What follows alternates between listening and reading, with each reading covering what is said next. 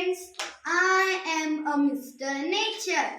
I am a wonderful creation of God. I provide you fresh air, clean water, and sunlight.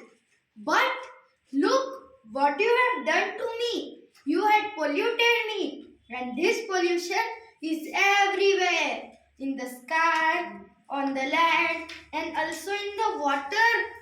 All of my parts are useful to human beings. So it is your duty to protect me from pollution, deforestation, and global warming. If you harm me, the survivor in mankind in danger. If you protect me today, I will protect you and your future generation.